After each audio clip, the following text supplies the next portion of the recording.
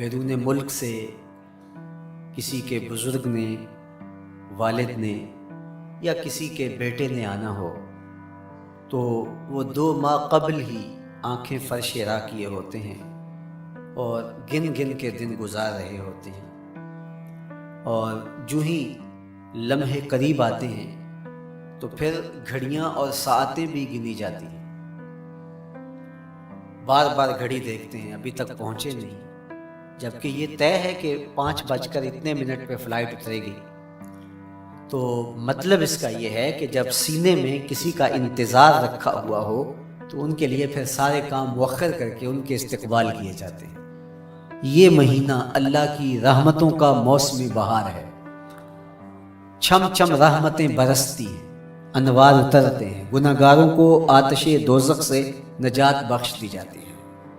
تو اس کا استقبال کرنا، اس کے لیے انتظار کرنا، گن گن کے دن گزارنا، لمحے اور ساعتیں بسر کرتے ہوئے بار بار ماہ سیام کا ذکر کرنا، یہ اس مہینے کے ساتھ محبت کی دلیل ہے، اور اس مہینے کے ساتھ محبت اللہ سے محبت کی دلیل ہے۔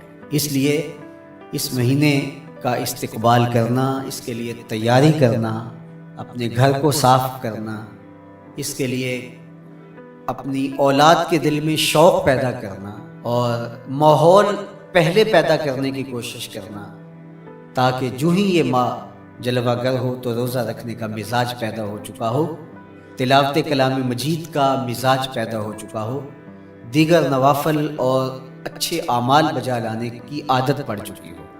تو شعبان میں ہی اس کی تیاری ہوتی ہے تاکہ رمضان المبارک آتے ہی ہم پوری طرح سے مستعد اور فعال ہو کر کے اس مہینے کی برکتوں کو سمیٹ لیں۔ اللہ کے محبوب علیہ السلام نے ارشاد فرمایا کہ جب ماہ سیام آتا ہے فتحت ابواب الجنہ، تو جنت کے 8 دروازے کھول دیے جاتے ہیں، اور جنت کے 8 دروازوں میں سے ایک دروازے کا نام باب الریان رکھا گیا ہے، جو صرف روزہ داروں کے اعزاز و تکریم کے لیے ہے۔ روزہ دار اس دروازے سے گزر کے جنت جاتے ہیں۔ حضرت سیدنا سلمان فارسی رضی اللہ تعالی عنہ فرماتے ہیں کہ رمضان المبارک سے قبل حضور نے یہ خطبہ ارشاد کیا، یا ایھا الناس، اے لوگو، قد اظلکم شہر عظیم، اللہ نے تمہارے اوپر ایک بہت پاکیزہ پر نور عالی مرتبت مہینہ سایہ فگن کر دیا ہے۔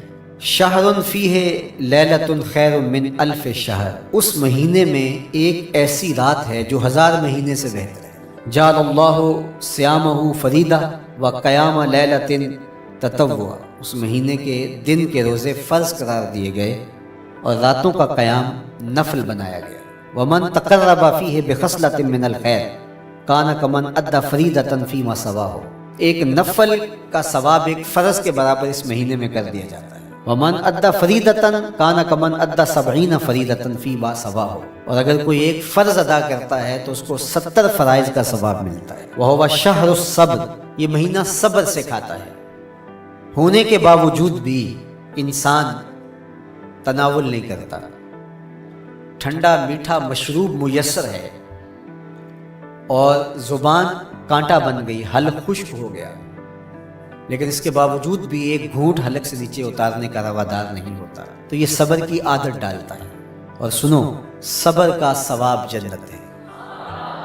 وشہر المواسات، اور یہ ہمدردی کا مہینہ ہے، باہمی پیار کا مہینہ ہے، الفتیں بانٹنے کا مہینہ ہے، نرم دلی کا مہینہ ہے، ایک دوسرے کے احساس کا مہینہ ہے۔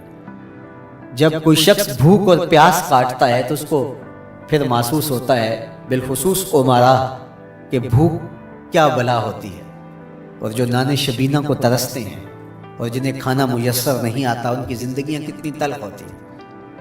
تو بھوک اور پیاس احساس پیدا کرتی ہے۔ وَشَهْرٌ يُزَادُ فِيهِ رِزْقُ الْمُؤْمِنِ، اور یہ ایسا مبارک مہینہ ہے جس میں مومن کا رزق بڑھا دیا جاتا ہے۔ غرباء تک بھی اللہ کی نعمتیں وہ پہنچتی ہیں جو عام دنوں میں ان کو میسر نہیں ہوتی، اور امراء بھی نعمتوں کا لطف لیتے ہیں، اس لیے کہ بھوک کاٹنے کے بعد جب ان کو نعمت میسر آتی ہے تو پھر انہیں احساس ہوتا ہے. وَمَنْ فَطَّرَ فِيهِ صَائِمًا كَانَ مَغْفِرَةً لِذُنُوبِهِ، جس نے روزہ دار کا روزہ افطار کروایا، یہ افطاری گناہوں کی مغفرت اور آتش دوزخ سے گردن کی آزادی کا مجدہ جاں فضا بن جائے گا. وَقَانَ لَهُ مِثْلُ أَجْرِهِ مِنْ غَيْرِ أَنْ يَنْقُصَ مِنْ أَجْرِهِ شَيْءٌ، اور روزہ افطار کروانے والے کو روزہ رکھنے والے جتنا اجر ہی دیا جائے گا، لیکن روزہ رکھنے والے کے اجر میں بھی کوئی کمی نہیں واقع ہوگی. تو صحابہ کا تو دل تڑپنے لگا کہ یہ کتنی بڑی بات ہے. انہوں نے کہا اے اللہ کے پیارے رسول صلی اللہ علیہ وسلم، ہم میں سے تو ہر بندہ یہ طاقت نہیں رکھتا کہ روزہ دار کو روزہ افطار کروا دے، تو یہ تو پھر اہل زر ہی یہ سعادت حاصل کر پاتے ہیں.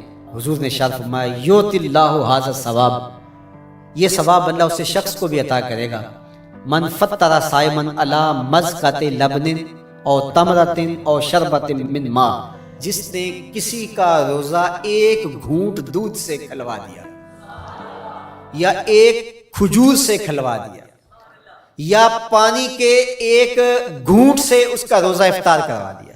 ومن اشبع صائما، اور جس نے صحیح اہتمام کے ساتھ روزے دار کو اچھا کھانا کھلایا، اچھی پرتکلف افطاری دی، سقاہ اللہ من الحوض شربتا لا یظمأ حتی یدخل الجنہ، اس کو حوض کوثر سے ایسا جام ملے گا 50,000 سال کے دن میں اس کو دوبارہ پیاس نہیں لگے گی، یہاں تک کہ جنت میں چلا جائے گا.